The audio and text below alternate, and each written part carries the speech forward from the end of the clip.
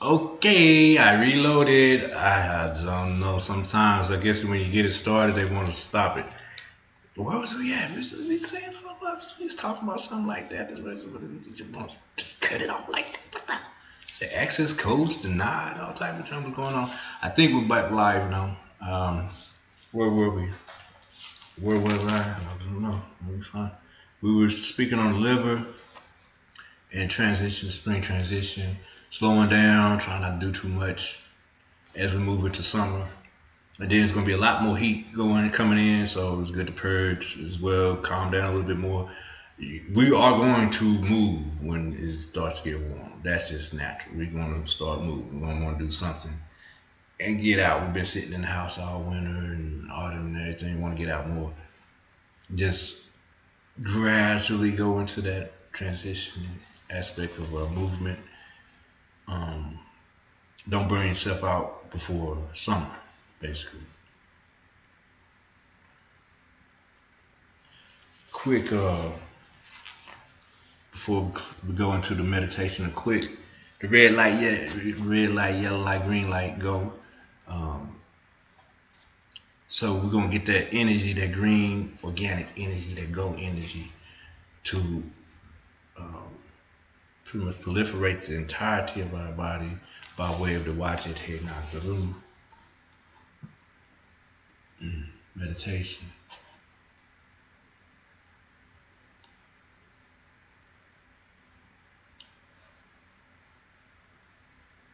I'm not sure if it's recording as of now. I'm looking into that.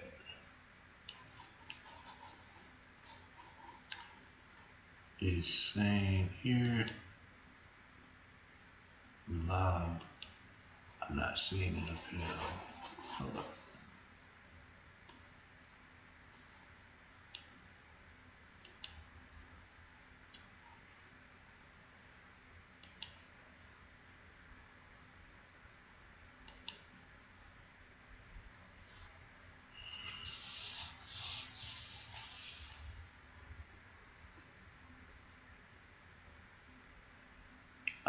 Yeah, that's a live one right there.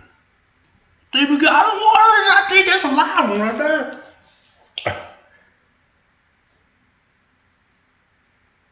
Yeah. So we've done this before a while ago.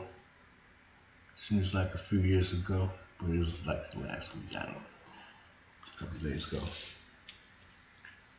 It's tapping exercises. Tapping. First, I'm gonna show you one for the liver meridian on your toe. This will help with relieving stagnation in your foot in this region of the meridian system.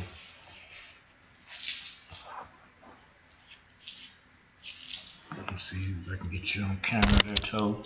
Big toe. So it'll be in this area here, in between. Oh, I didn't know my toes was ashy. I should do something about that first.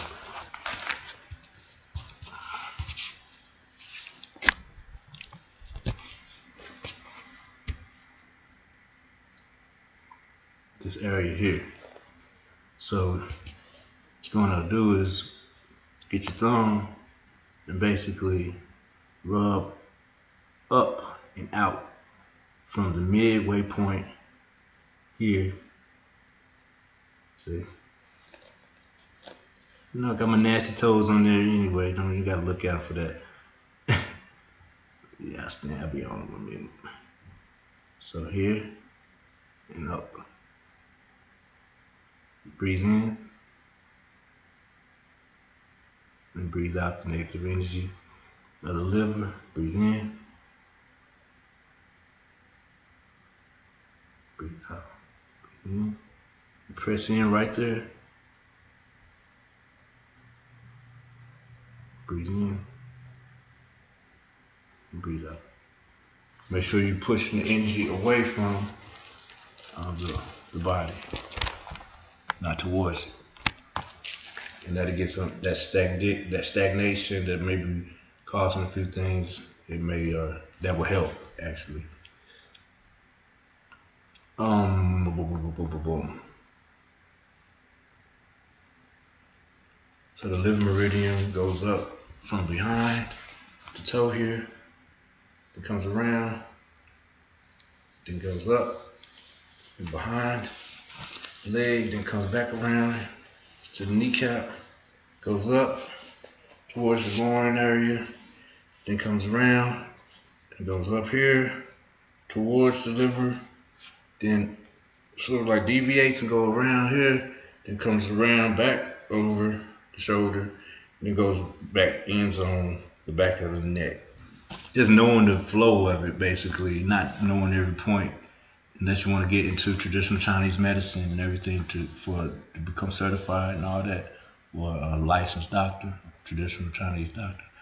But basically, just know the points from the foot, from inside here, going around the back of the toe, coming around the inseam of the foot. Then from here, goes up behind the calf, is touched, comes back around to the front, goes up going up the kneecap, and then up around to the groin. It's about 8 right there, and then 9. It goes over, deviates, and comes back around.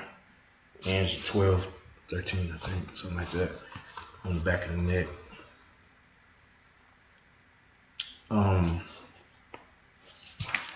Tapping exercise. So we've done before. Look.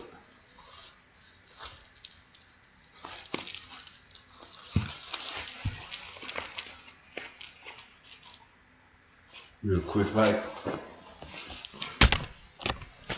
hey,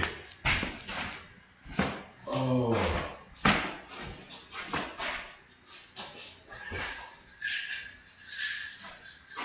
I have nunchuckers. You can get a brush or use a comb. You can do it loose. See again with the liver.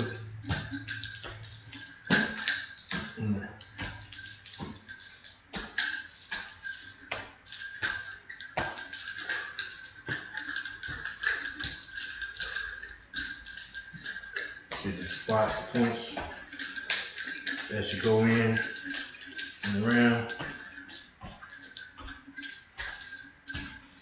You go inside. That's the liver points. Be careful not to hit your bones. You gotta get used to this over time if you do it this way. Now with a brush,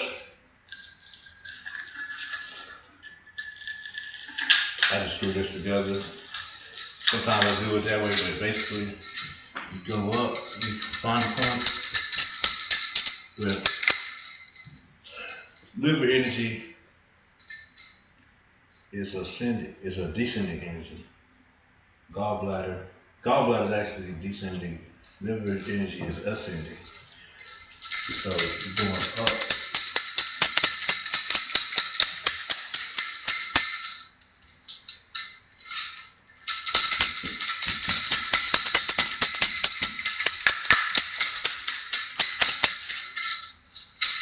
That's the way you can do the tapping of the liver energy with a brush. You can use it for your heart as well, pump it all the way up. That's heart meridian, the pinky, and the small intestines, depending on the area that you moving through. Heart on this side, small intestines on the back side towards the elbow. Lungs, large intestines. So you tap it right here. Get a large intestinal energy, tap it right here, get that lung energy going up to these points. Easy to do with your hands as well.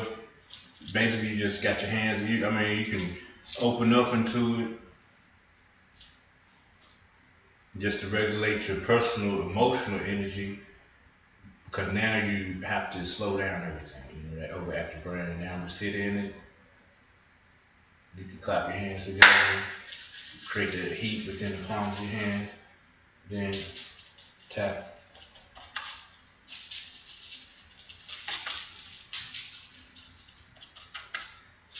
Starting on the back side, come around, open up the hand as you come around. Starting on the back side where the pinky's located, come up, open up the hand as you come down, breathing out, breathing in, breathing out, breathing in, breathing out, breathing in, breathing out. Same solar plexus, tap here.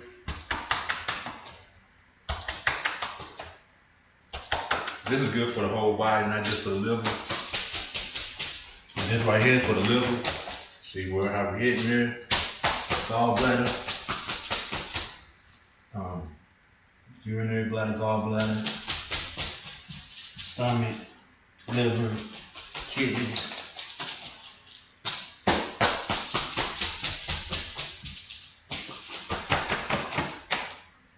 See, I gotta use the bathroom already. But that moves the fluid in the body. I gotta go to, but give thanks. Be alright. I ain't gotta eat that. Just move the fluids a little bit. Use the nunchuckers again. Basically, just tapping. You don't wanna hurt yourself. You go inside the left and the right leg like this.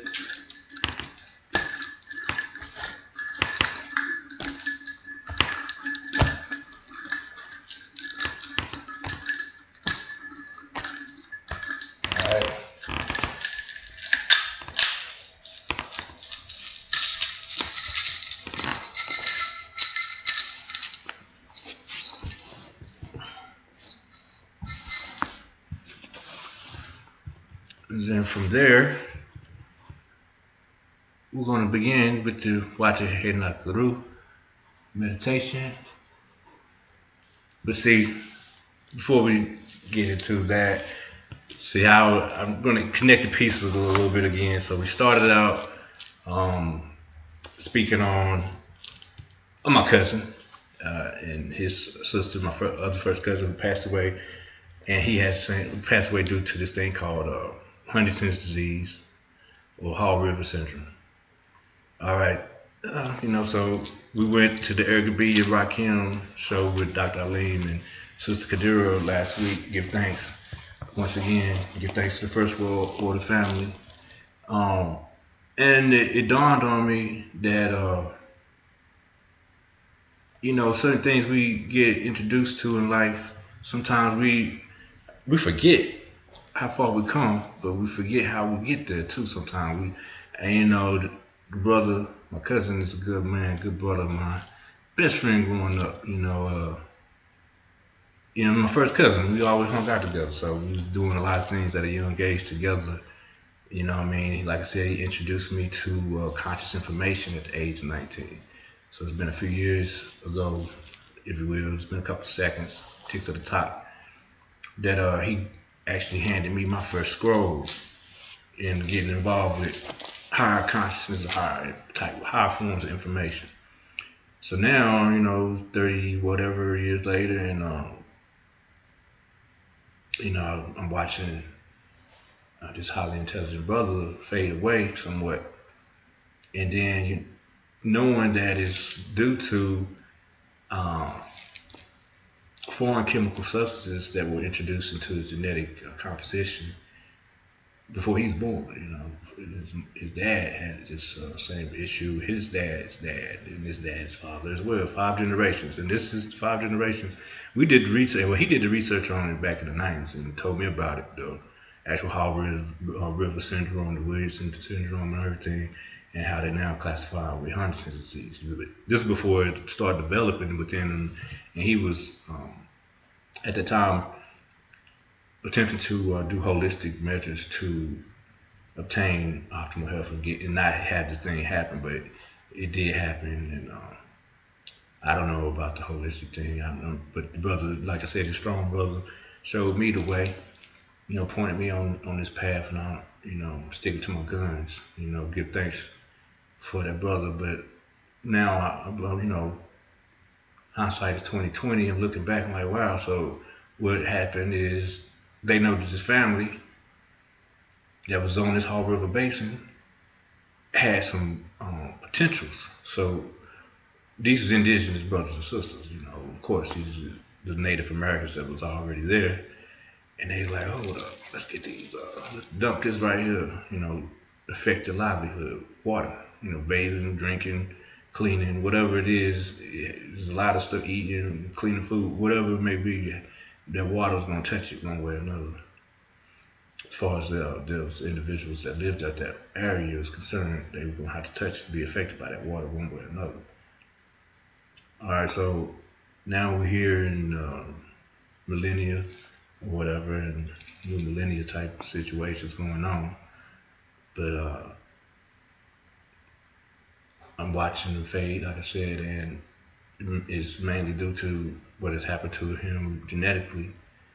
This is taking place in a broader sense worldwide, and definitely in America with the contamination of our food and air supply and water. So this docility and these brainwave activities is being affected, and pretty much becoming malfunction is arising due to certain elements such as lead poisoning. So our potential, our superhuman potential, our metahuman potentials have been flawed somewhat due to these things that's taking place. They say dementia, Alzheimer's, autism, ADHD, ADD, these different things can be contributed to certain things like aluminum and lead in our water supply as well as food and air. And with that being said, is it due to the fact that these metahumans, metaphysical operators out here are here and have always been here, so 5 generations of this contamination has been taking place, 5 generations, or at least 5 generations of this affliction has been taking place. And it's mainly due to the fact, because this brother, like I said, is his sister, very highly intelligent, straight A's through school, things like that. And to talk to him now, it's like, the other day you saw a sign, Skip Austin, somebody's in politics around here. He was like, I don't like that dude. I don't like him. I don't even know who the dude is. I ain't never heard nothing about him. I was like, what you mean you don't like him? So he didn't explain. He doesn't speak as much, but I don't like that guy. I don't like that guy. And so I asked him, he's a bad politician. He's not good. So if you know something about this dude, apparently by watching news, and he still has cognition levels, it's just he doesn't, I guess, respond the same way, as he once did. But basically, yeah, it's a central nervous disorder or neurodegenerative disorder. And he's still a beautiful brother, but I'm seeing this in the community in general, maybe not at this extreme, but slowly but surely it's like the blockages of information, the light, the synapses is not getting the information properly, or the axon is not being able to send information to the dendrite, and therefore it's not receiving that brain food, the brain derived neurotrophic fluid. That brain food ain't going from that's one side to the next in that connection. So if that agreement isn't there to saying, the axon has sent this to the dendrite, and the dendrite has translated it to the cell, and then the next process is not going to take place because there's no acceptance. It's not saying that the information got there in the first place. So over time, the synapses connection, which may have been like this, now eventually grows further apart, and the signal is weakened because there's no brain derived neurotrophic fluids. So they're saying, because once that takes place, once that fluid is secreted, what that's saying is, oh, we received your message. Thank you, axon, for sending the message to the dendrite. Now the transmission is completed. Thank you. And it goes back to the cell, and the cell says, okay, now we can go to the next cell, and continue the process of building more memories and experiences. But this complacency of the dendrite, or the disconnection by way of lead blocking the actual entry portal, or the entrance to from one synapse to the next, or from one connection to the next. This blockage causes formations of plaque which causes obstruction of blood, basically, and then that, or the oxygen, which is a highly prevalent iron, well, which is moved by iron, so the iron being affected by the lead as well. So putting more iron in there, maybe just supplement, see where your iron levels are. If it's not 150 milligrams, I think, then it's either, that's the average, that's the balance right there, 150. So try to keep it in that realm. So another thing about this liver though, the liver is where a lot of blood is stored, but also it's the transformation of glucose into glycogen. It's as energy for the brain. So the energy for the brain is being blocked because there's not enough oxygen or iron being introduced to the body. Then the glucose is not going to get to the brain for the brain to be able to function at its optimal anyway. So we want to keep that purged and clean through the year as well. So like right now we're in spring actually, and wood is the element, but the organ system is the liver of spring. The color is green. So red light, yellow light, green light, heart energy, but also go. Got this GO over here, earth energy, green energy, but the wood, so gonna keep that wood growing properly by not putting too much energy to it, like fire energy, too much yang to it too abruptly while we're going into the yang phase of the seasonal exchanges. Being it will be more fire energy or warm outside in the next few months. So spring is summer and late summer is determined as yang energy, whereas going out of late summer into autumn and into winter is yin energy, or more watery and cold-like, in place of fire and heat generating in the summertime, the springtime.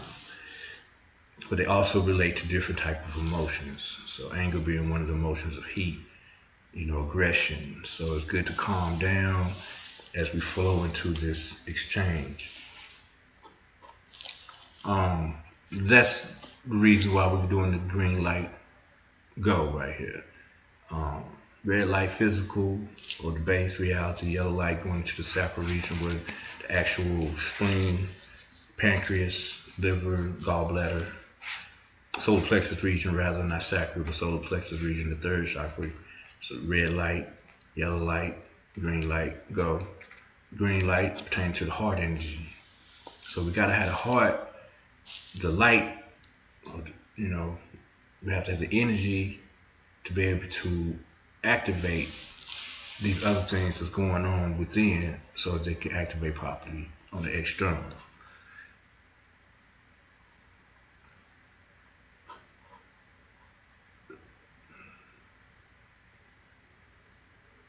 Pause up.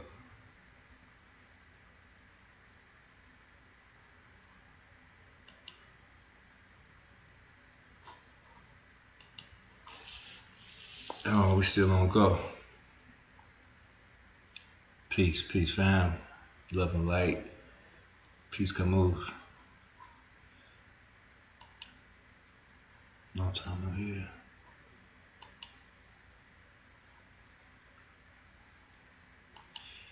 All right, that may have closed out already.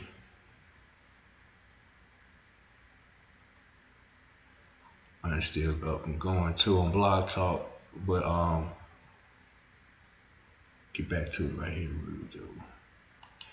So watch it, Hey Nagaru. I'm gonna play it from here.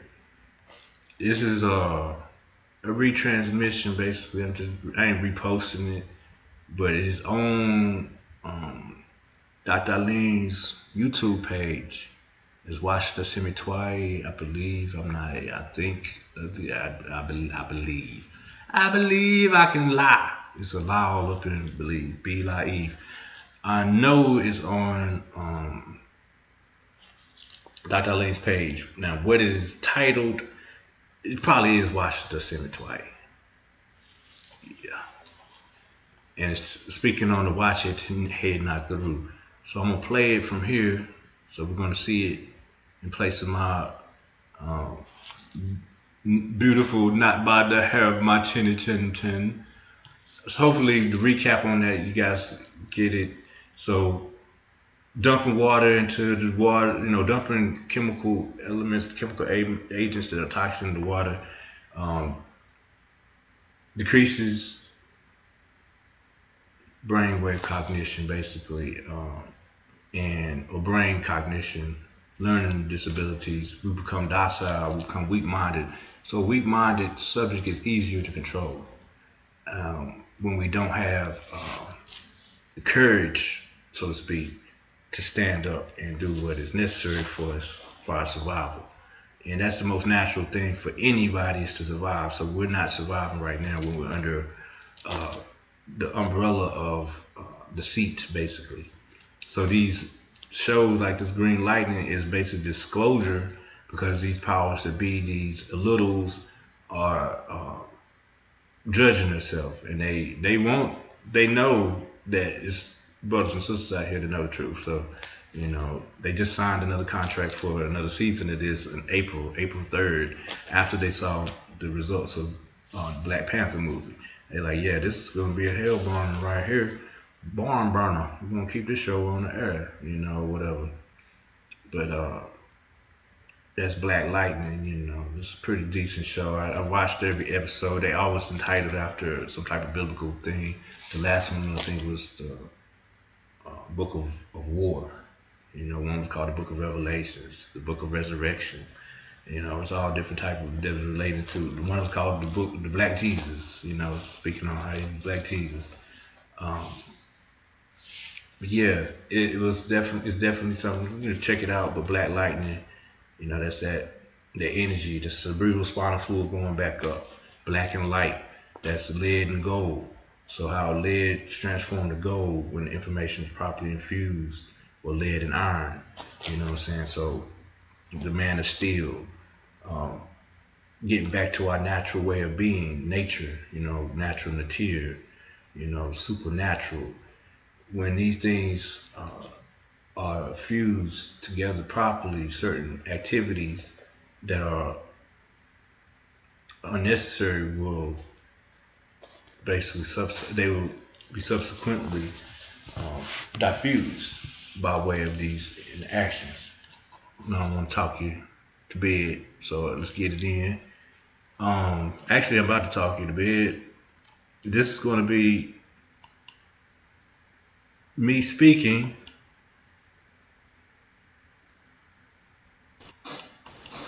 while going over to watch that nigga. Once again, this Seafood, Sakim, TIPZ, Elohee, El-Bey, aka Black Water, the Meta Magician. I am going to, today I'm going to briefly go over the Watch It, Hey, Nagaru meditation. It's going to be the revised version. I'm going to go over it in detail without the actual meditation. I'm just going to speak on some of the aspects of it and the principles behind the postures, as well as the movement of the energy throughout the body. Basically, it starts from.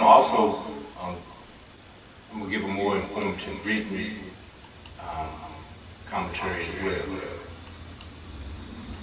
Basically, Watch It, Hey, Nagaru meditation is a fusion of different types of meditations. One of them being the Wahe-Guru meditation that is utilized in yoga in different forms of yoga.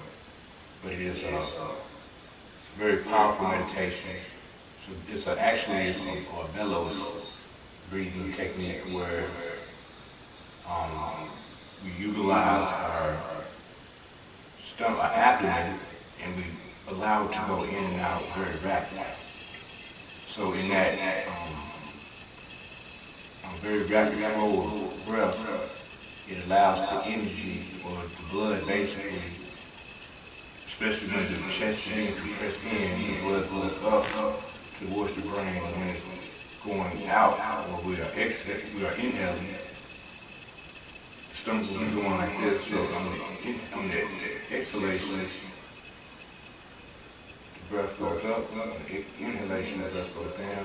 But that fuses blood throughout the entirety of the body, and it helps vitalize all the organ systems within the body.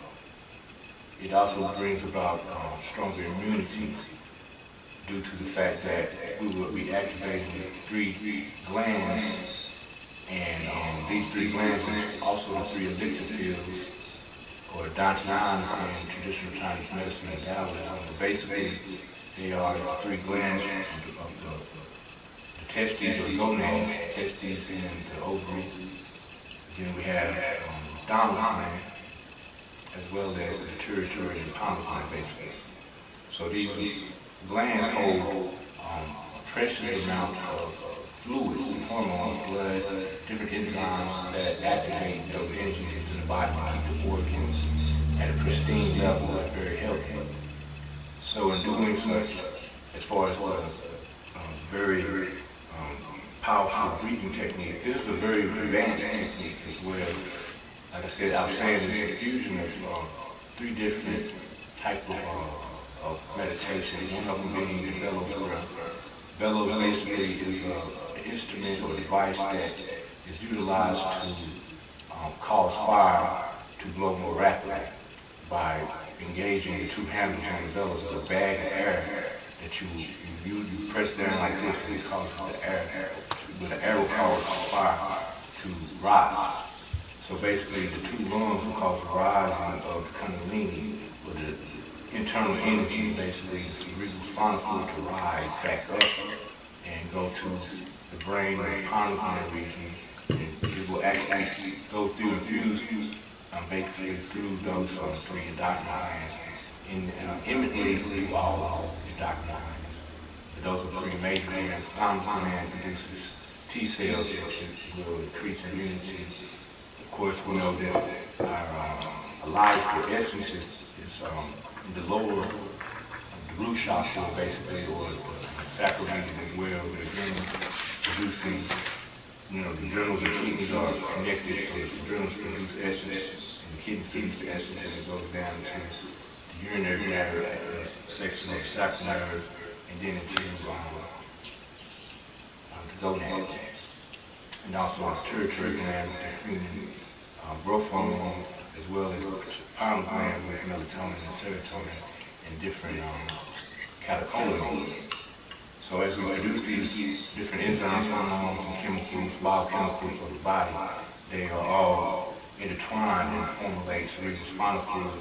But then in this pressure cooker here that we're going to be going with the stomach, up again and out, watch it hit, not the root. It will allow that energy to go back up and fuse through the circulation, the circulatory system, or the blood, and go throughout the whole body. The blood is going to be in flux, flow through the entirety of the body by way of breath. And then the cells also will be able to be oxygenated. The blood will oxygenate the cells, the breath will oxygenate the cells, and the cells will be rejuvenated and give you livelihood and more power.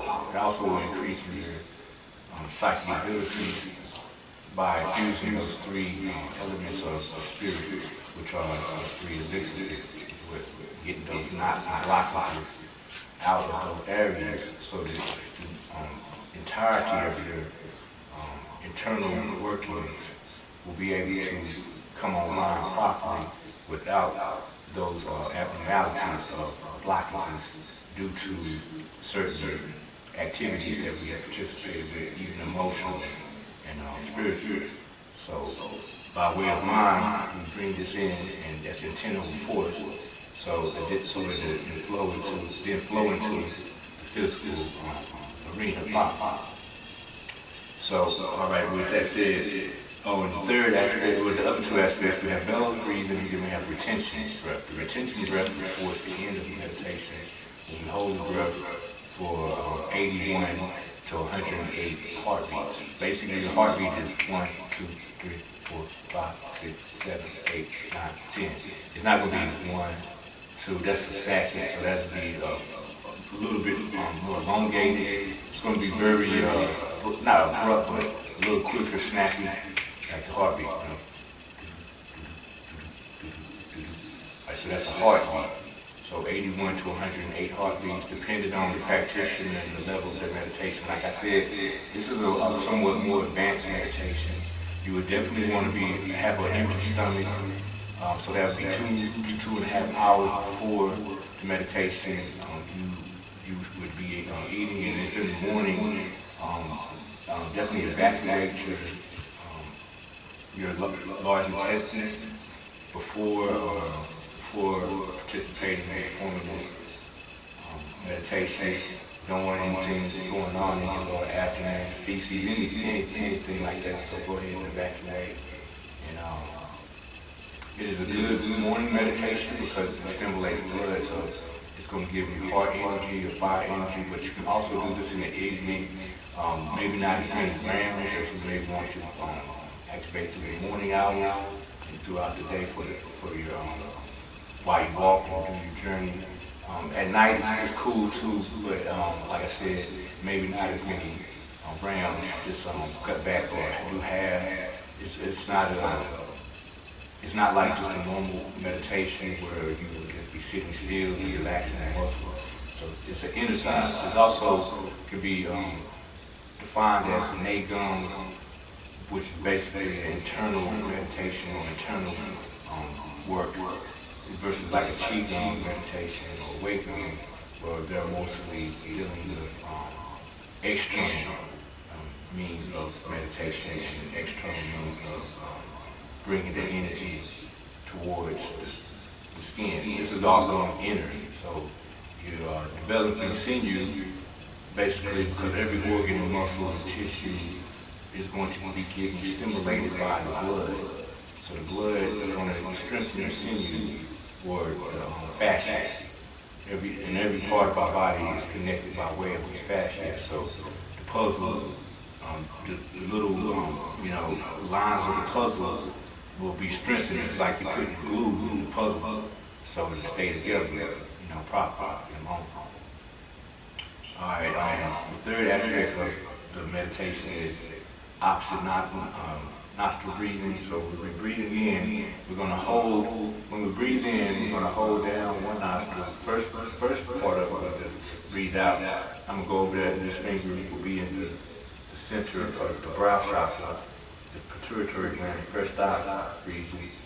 And we will hold this finger, the index finger there, while holding down on the opposite nostril. And this will activate left and right brain activity while the energy is going up. It's going to flow into both areas of the brain simultaneously. But we breathe in, hold. This hand will be, the left hand will be placed here if you use your right hand. Women, you can go opposite, and place your right hand on the bottom and use your left hand. Okay, so in meditation, men's hands, usually the left hand is on the bottom, right hand is on top. Alright, so that brings about a balance, about energy.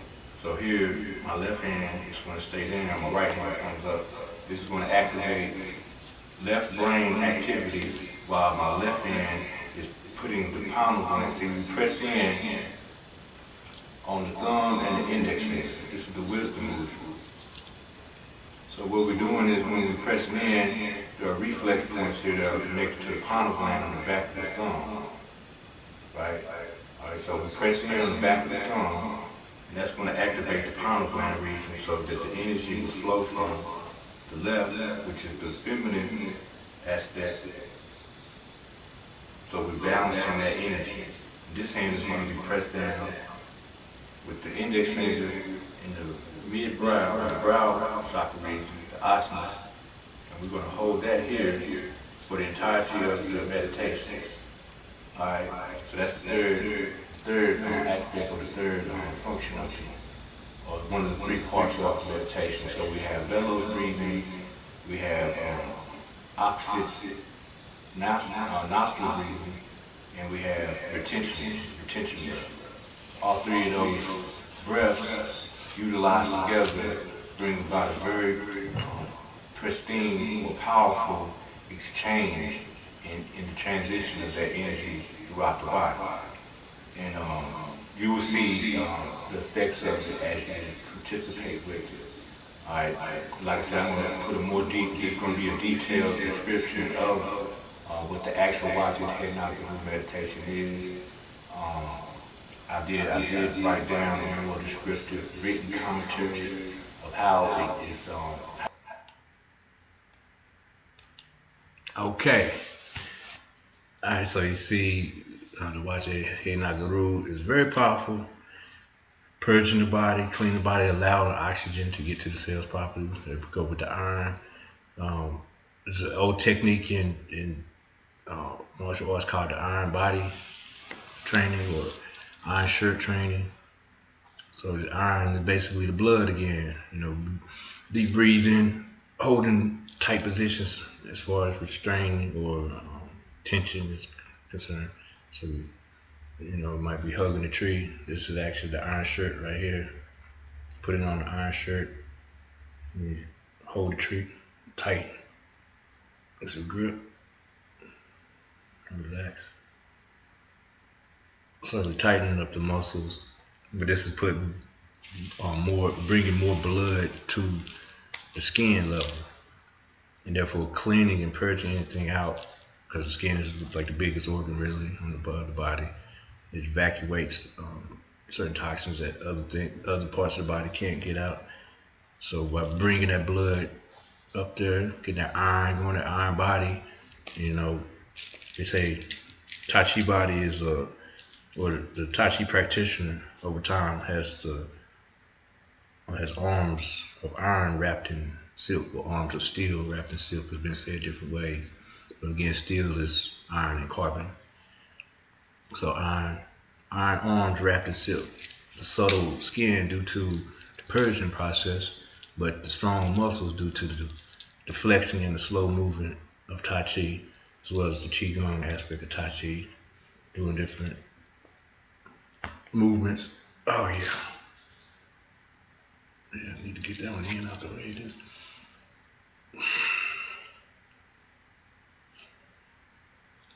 Okay, now we're going to go into the actual meditation.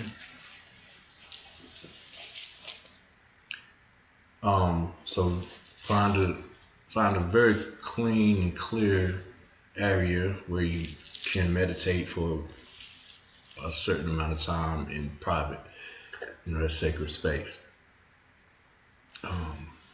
This is my newly renovated upstairs area. It's getting done. Got my walls up finally. The floor's been nicely shined. And I did put together the yoga video. I'm still working on it. Also working on Blow. It's getting in there. It's this last week I took a couple of days and tried to get that yoga thing together. So the last couple of days I've been working on that as well as Blow. Like I want Blow, or I want this, or I want that. Time management is cool stuff though. Meditate. Everything's getting accomplished. That's what's up. So this green light, the green lightning, the heart energy, letting that energy come into our being and our aura and infuse throughout the whole molecular cellular structure, the atomic structure. The green one, El-Qadir, Geb. Say the earth is mostly consists of iron. So there's iron moving throughout this hymn, blood, or Hamah, equivalent to Hamid or black, dark, pardon me. But this blood is can be enriched by certain activities and cleaned and purified. And this Wajid Head Nagaru was information handed down, I guess you could say, or remembered, reminded, taught to me by the ancestors by way of like you say, like I say, I put one thing together with another thing. So we have 3 different types of breaths utilized here. The bellows breathing, the opposite nostril, alternate nostril breathing, and the retention breath. So with the bellows breathing, we'll be sort of like the centipede, you know, but doing it with the belly. Watch it, hey, knock, haru. Watch it, hey, knock, haru. So it's 4 counts. Watch it, hey, knock, haru. Breathe in. We're doing alternate nostril breathing on the breath. So the index finger will be located at the mid eyebrow region. First we close off, and then we blow out. Then we close off, blow out. Then we go into the opposite nostril breathing. So we start, close off the left side, breathe in 7 seconds. 1, 2, hold for there. After we breathe it in, we go, watch it, hey, da, kuru. Watch it, hey, da, kuru. Watch it, hey, da, kuru. I don't count anymore. I just do it until I can't breathe. And then I do the other side. Because I feel like if I count and I do the same thing on this side that I do on that side, this side may not need as much. So I just allow the energies of the body to tell me, oh, you good. That's exactly what I need. And then balance the other side by the same thing, same token, until they're equivalent, you know. I don't want to overdo or not do too much on one side. So I allow the energies basically to speak for themselves instead of me trying to control with my counting. So this is how, so that's the bellows breathing, alternate nostril breathing. So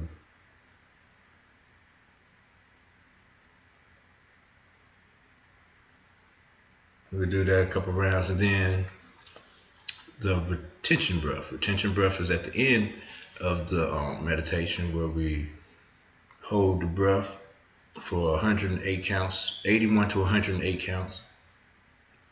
One breath, then we take 2 sips in. First breath into the nose, 2 sips in. After it circles around, comes back under. Then we go and hold for 81 seconds as it comes out the bindu spot, the soft spot behind the brain, behind the skull actually. Located about right in there, down a little bit. There's one here. We go here with the bindu, where it connects to the bindu spot here. All right in there. You still feel it if you have been practicing meditation. So the past few years, it gets softer again, and the calcification is reduced. Because you're now opening up that portal again for the information to come back seeping through. Alright, so to begin the meditation, Swajit He Nagaru. So bring your hands up to prayer hands, Tafu. Breathe down on exhalation. Engaging on the vagus nerve,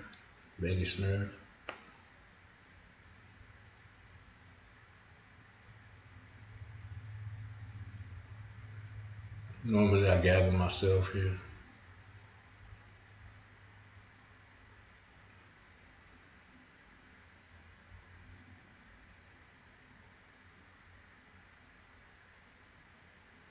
And I'm going to place,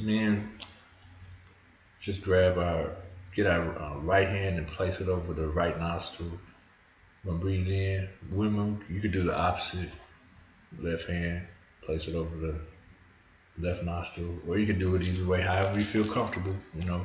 So breathe in, bottom hand is relaxed, remember everything in the body is relaxed. Breathe in and clear. Make sure there's no mucus or nothing in there. Do the same for the other nostril.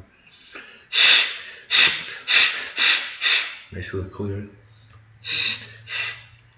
Then place the index finger in the mid-brow.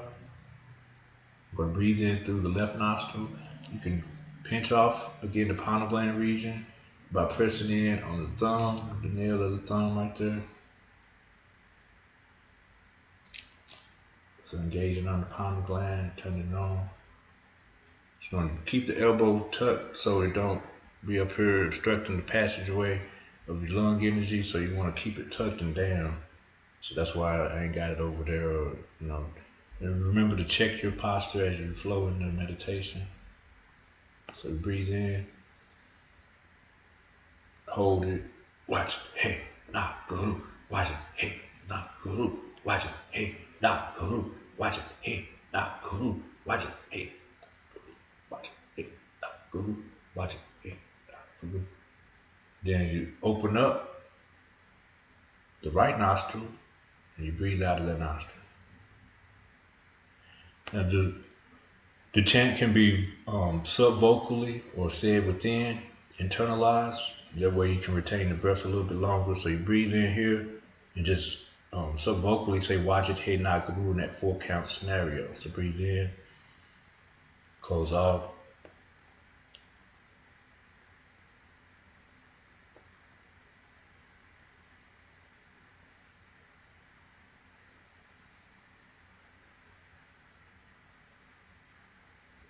Now we breathe out the left nostril. Allowing the stomach to go towards the spine, which can be somewhat complicated at first because you're going to be breathing in Wajid Hey Nagaru, and you may automatically feel natural to let the stomach to go back forward when you breathe out. Just remember, it's the same process on the exhalation. The stomach goes towards the spine. So breathe in again through your left nostril. Close off the left nostril. Watch it.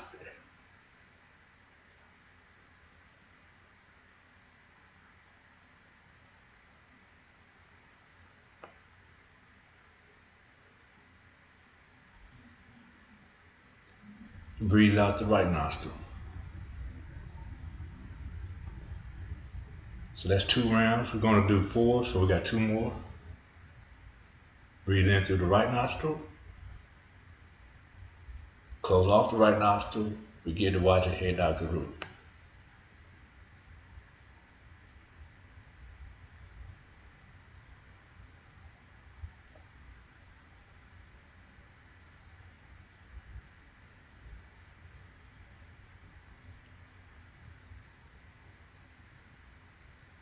Breathe out the left nostril.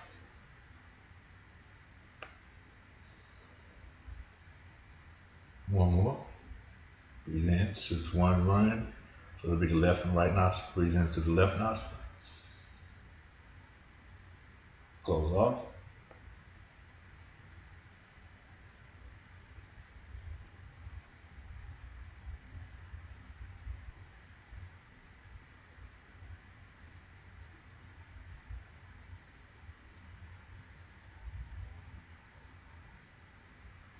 Breathe out the right nostril.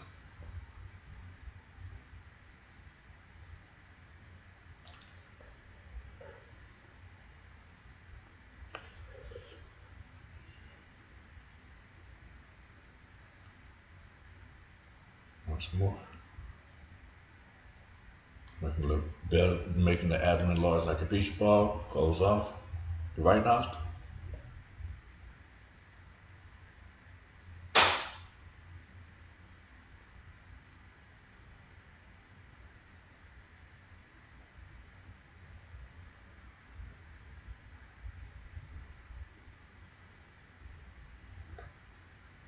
And breathe out the left nostril.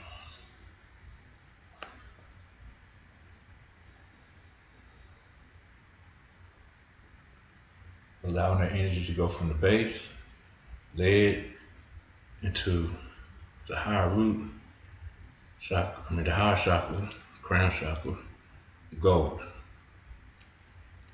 Now we go to the wisdom or ease the mind mudra by placing the right hand over the left hand over the right thumb.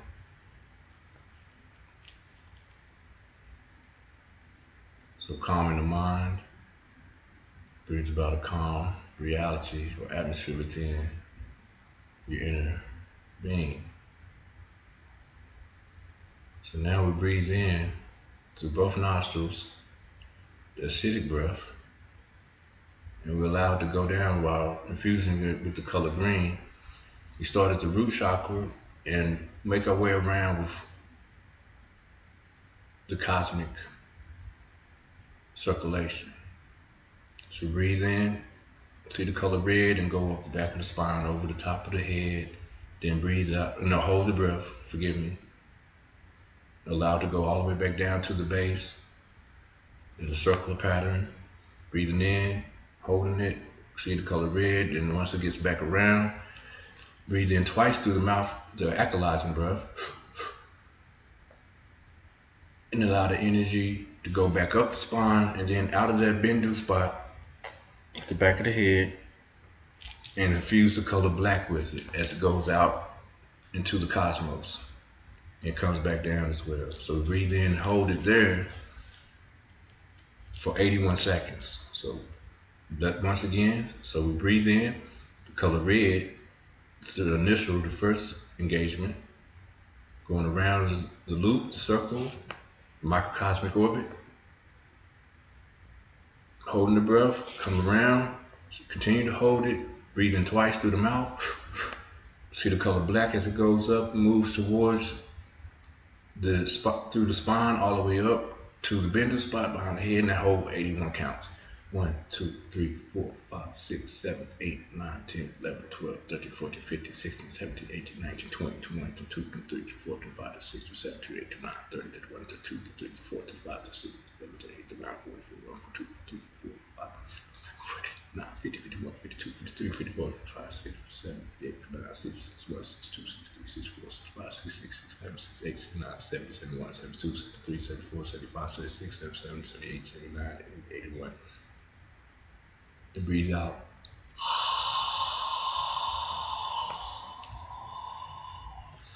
While the color green spreads down from the cranial all the way down. As you see it, visualize it and know it going and flowing through your entire structure.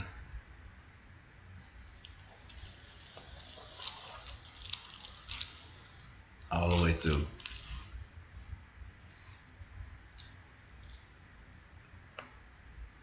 The color green. As you breathe out, and the sound is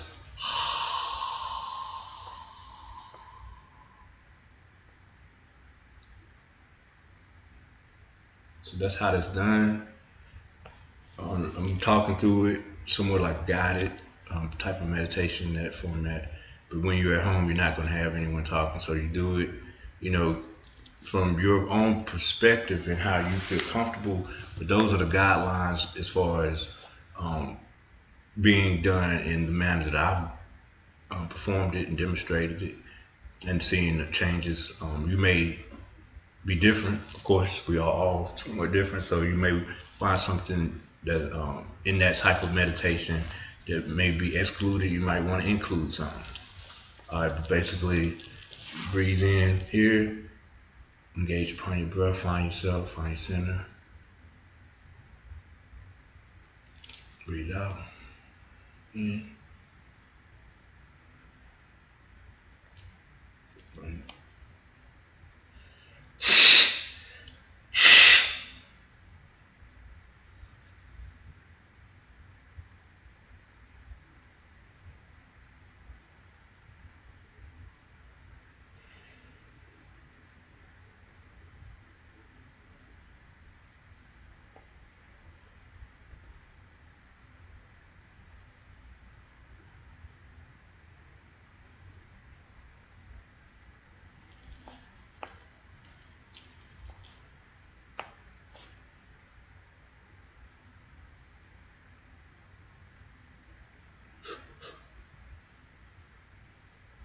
81 seconds.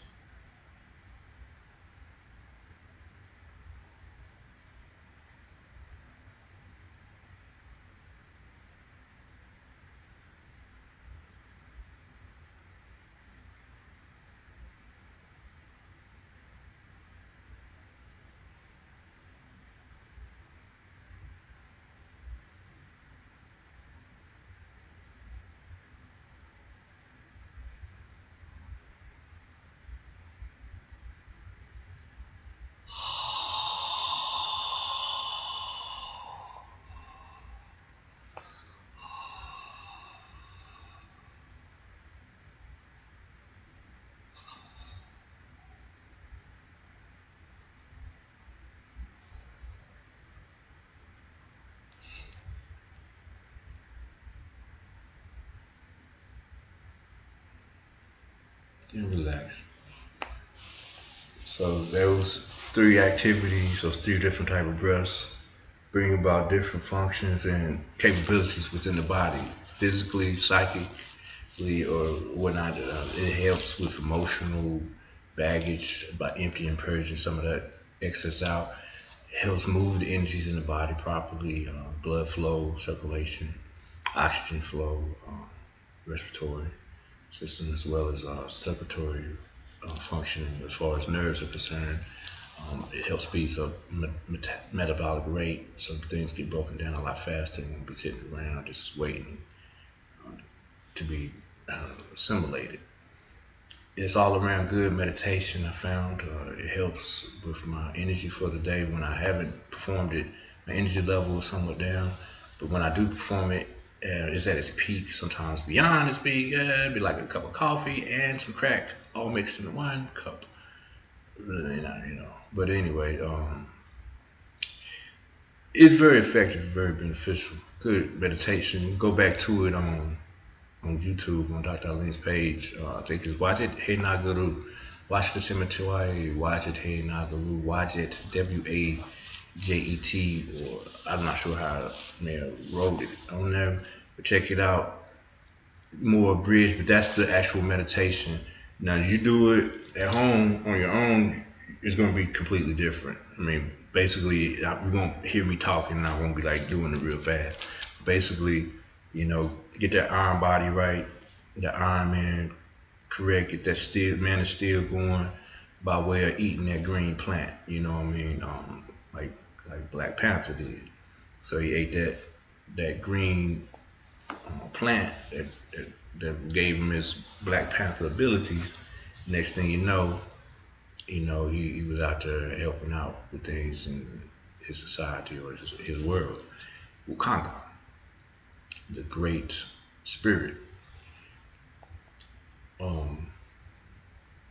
But so do that thing, access those potentials, that power, that potentious, which is in there. It ain't like it's not there. We all have it, but yet can we all access it? That's a good question, and the answer is there. We can all access it. It's just a process of elimination. Basically, it's an old Chinese proverb, I guess you could say. It's an old story in the Chinese folklore where this martial artist had learned a lot of different styles through different lineages, and he went around learning them from different masters, and he got to a point to where he had mastered a great deal of the martial arts in that region, and he was like, I just need one more master, and I'll be able to become or obtain what he was looking for, or whatever, right? His goal, his aspiration. So he finally found this one master. He had a style that he hadn't learned yet, and he went to that master. He said, "Master, I would like to become your teacher. I've learned all that." He's speaking to the master, great master. He's like, "I've learned all these different styles, and I've come to you now to learn what you have to offer me, so that now I would know all the different styles and different forms of martial arts." And so the teacher came and he said, "Come in the house," and got the student and brought the student in.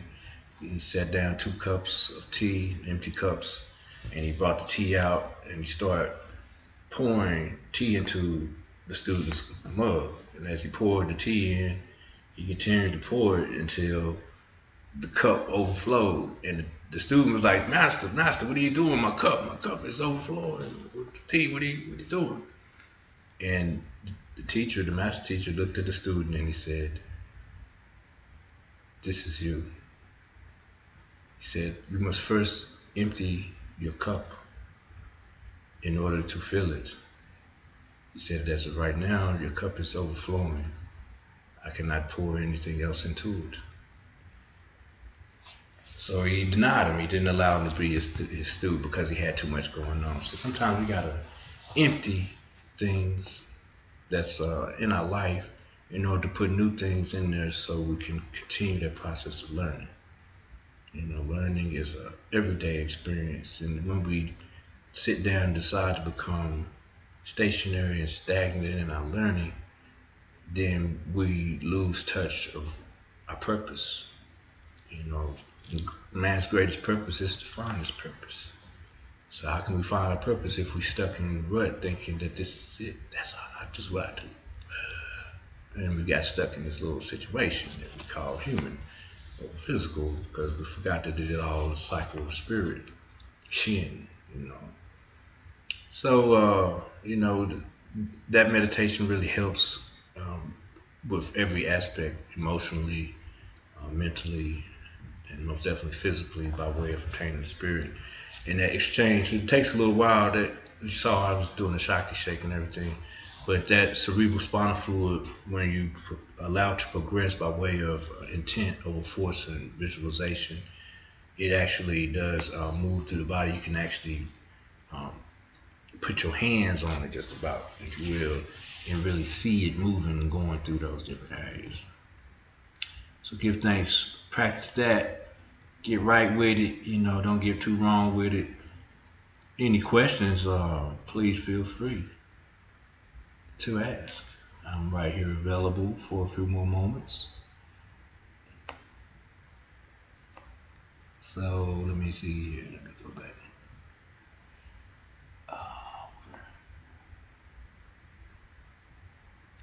Two.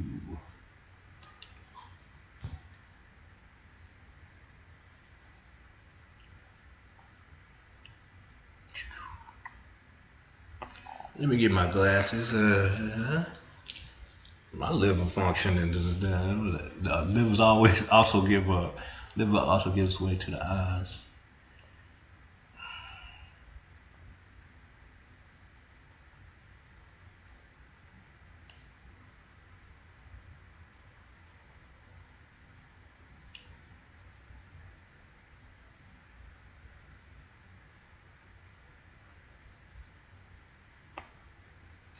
Okay, but I will work on that. I thought the sound that came up, but I guess according to some, it didn't get any better. Part itself, we'll see what happens on the playback. Maybe it's just a transmission from here to there right at this moment, but we'll get into it in a few minutes.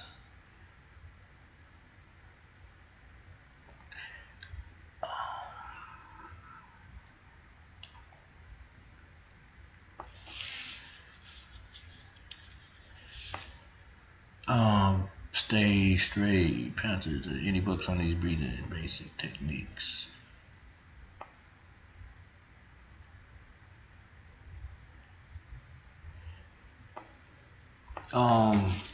Yeah. Let's see the books. Like I said, this certain meditation is a more complex and advanced meditation that was compiled by way of practice, also by way of meditation and getting certain other elements by way of the ancestral exchange or the exchange of the information or intelligence in the meditations or in the breathing exercises or exercises, basically. So it wasn't written on a piece of paper in front of me, so therefore it's only on the DNA. You know what I mean? I'm saying I made it up, but I am saying that it was gifted, or the orientation of it is not from man's hand, so to speak. It's man's hand that is mind's hand, basically ancestors that have passed, that have already probably practiced the same breathing technique. I don't know if it may have been called Wajid Nagaru, but this I'm putting literature together. I don't have it on me right at the moment, but it is Washita Semitwai, or Washita, again meaning the serpent that rises to the top and connects both lands. Semitwai means both lands, so Washita, the power that rises to the top and unifies both the higher and lower aspects. So this energy, this green plant, we eat that green plant, that green lightning, Wajid, Hey Nagaru, Wajid, Hey Nagaru again, Wajid, meaning emerald green, Haru meaning light. Wajet Haru. So green light, and then you have He and Neg. He or H-E-H and Neg N-G. So we have intelligence or wise. So that's the green light or the wise, infinite green light. And that's you basically, on the pole of the spine. And that's Sushumana, but that's at Black Lightning. Then you have the two orbs on the side, Eden Pagala, equivalent to be the two daughters of Black Lightning. The two daughters, Jennifer and Anissa, inside that show, but you got those two energies right there. And then you have Black Lightning, Sushumana, going up the spine, the cerebral spinal fluid going back up to meet with Shiva from the Shakti energies at the base. So that meditation is good all around.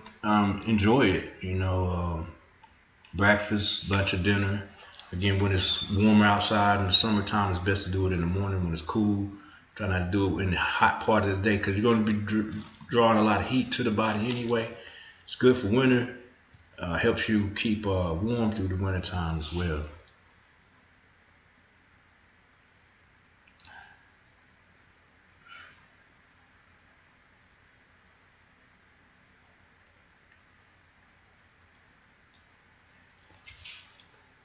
Like I said, okay, I'm gonna definitely figure something out with that audio. It may just be the computer and upgrades, it. But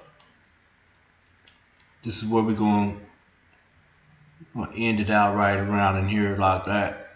I appreciate you guys. I love you guys to the utmost.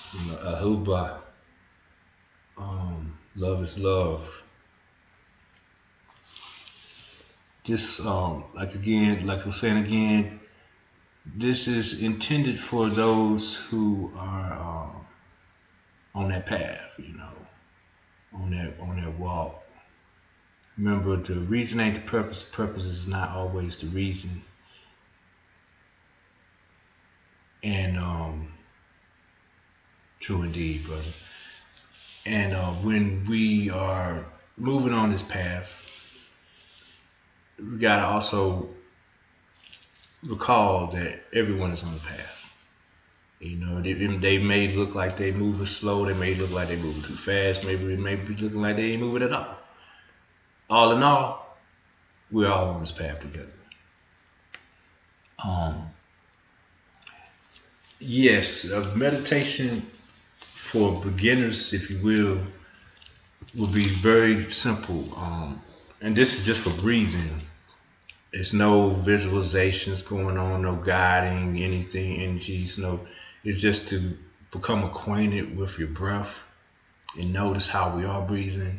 Normally we don't breathe with our lower abdomen, so we're not getting the full accountability of our breathing apparatus, the lungs, and our respiration to be able to become inspired, So the inspiration is only attributed to the respiration when we do go back to spirit. So if we're not getting enough of that spirit or the inspiration inside, it's going to be hard for the inspiration to take place and that exchange of energy to actually externalize by way of our manifestation. So simple breathing technique is basically to still the mind, correct posture, of course, so the spine aligned, straight. You want to have your hands come back a little bit from the knees. Don't have them right here because that's going to bring your shoulders forward just a little bit. Just bring your shoulders back, your hands back a little bit from your knees if you're sitting in this position. I'm not in the lotus right now. These pants ain't built for that. So half lotus.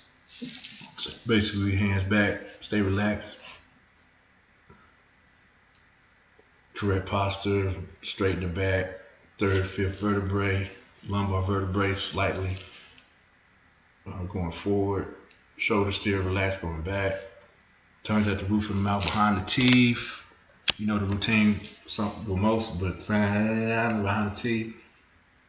Slight chin lock, so the chin's gonna come down just a touch. But just go into the breathing aspect of it. So we're breathing through the nostrils. The count gonna be 6-3-6-3. So 6 seconds in. We're filling it up here. Hold it for 3 seconds at the solar plexus region, the heart region, that the green light. Then we continue to go. As we breathe out, 6 seconds. Emptying the cup. I call it filling the cup and emptying the cup. So we empty the cup. As we breathe out, the abdomen, the lower abdomen is going to go towards the spine. So we breathe in, the abdomen gets large. Hold it for 3. Breathe out, 6 seconds. Abdomen goes towards the spine as close as possible. So on the exit, on the 3 seconds relaxation, so that's relaxing right here. Then we breathe in 6 seconds. Enlarge the belly or the lower abdomen, the abdomen. Hold it for 3 seconds. Then breathe out 6 seconds. Then relax. Breathe in.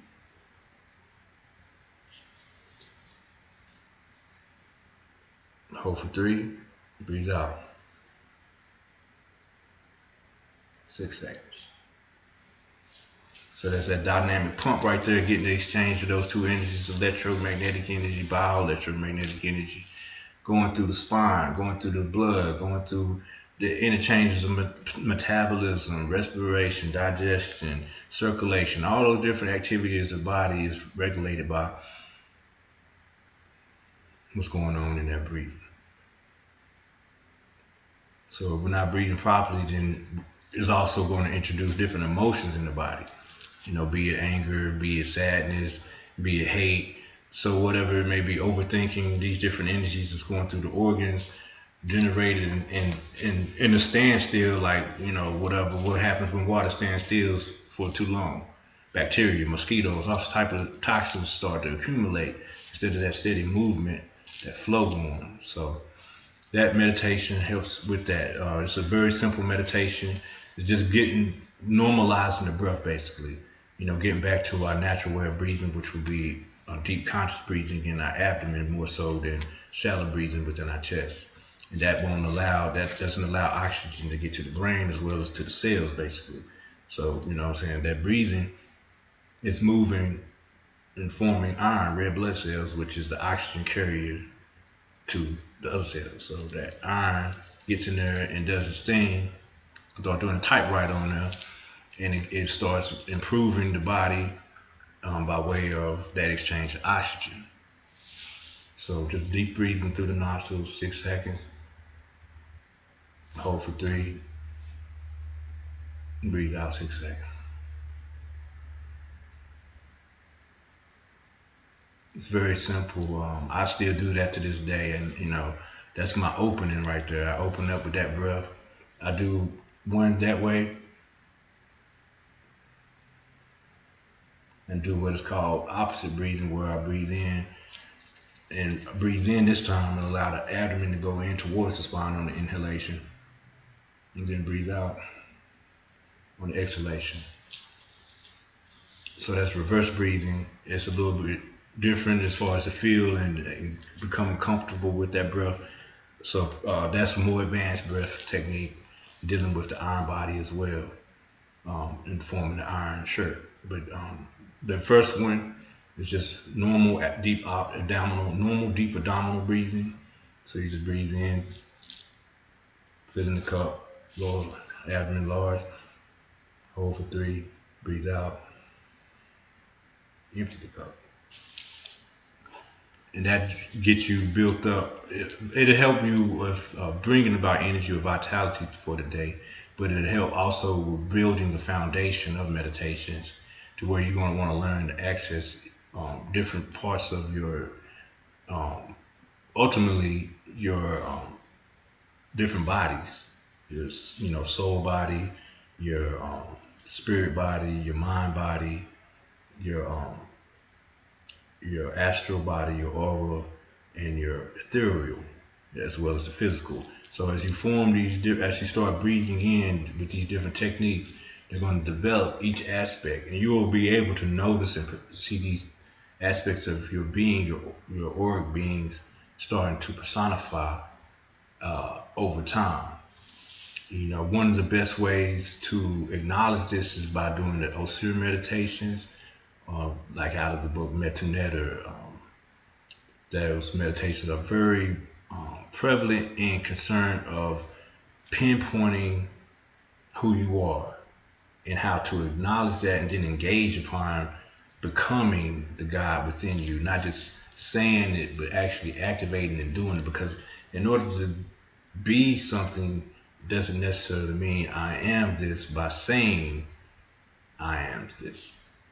The activities and the function of that is what creates the vibration of the name.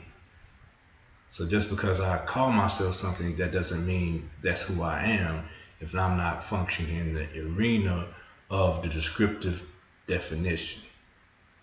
So if you're God, goddess, then there is certain activities that needs to be interconnected for us to actualize the main points of our manifestation while we are moving in this path of being God or goddess or being the Tizeru.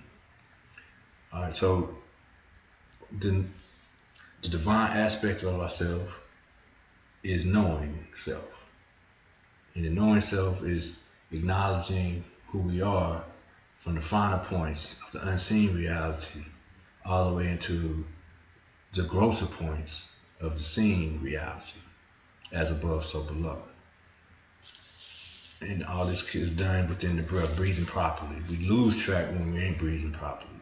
We gain track and we get back on course when we develop a better sense of breathing techniques to where we can function with and also manipulate or alter those energies to exchange the energy in that transference, law of convergence.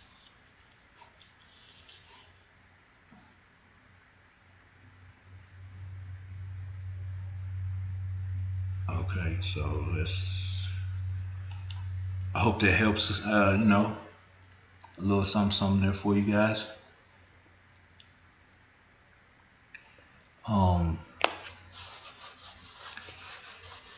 And let's see, the tap from any point, tap from any point that you feel comfortable with. As far as beginning, you can begin here, you can begin there, you can begin at the lower back, come on up, come around. But tapping is always good to move that energy as well too, physically. I like the meditations first. That's what I do first. I meditate, breathe first, get everything going for the day. Then I go into some qigong, might be tapping exercises or whatever. But then tai chi, then some other martial arts and exercise. Sometime in the midday, yoga in the first part. So some days, sometimes at night. And I'm gonna place a yoga video up here real soon. Like I said, it's gonna be within the week probably. I just gotta go in and space some things around with the literature. All right. So peace and love. Play some music in the background here while we fade. Let me find the music in the background here.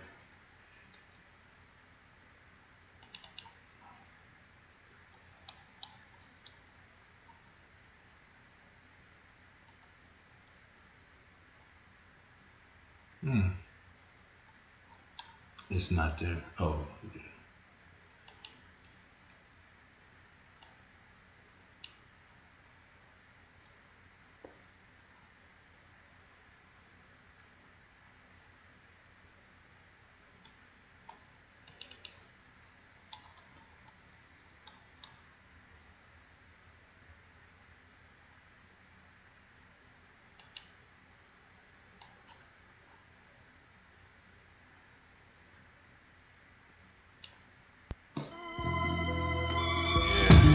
I had to. A little retro. Listen, expect nothing. You know when highs turn to lows, lows turn to highs. Black water, black action once again, giving black. Yeah, giving black a little migration, minus the stagnation, elevation. The power of a melanation, eliminating imposters, Doppler radar, chart the stars, cosmic dust moves rust from eroding cars. I'm Logan sitting in Lotus at the dojo with Shogun, loading bars and hookahs. Some claim the baller or the shooter, top shotter, name caller. I'm the bell ringer, missing Dale singer, screech saved by the hell bringer. A loose pin in my head caused my dread to fall out. No fear of rules and regulations, laws that have flaws with claws to crawl out. The beast of the belly, flaming heat, torching streets, got me reaching for the Cali, about to go all out. My highs turn to lows, lows turn to highs.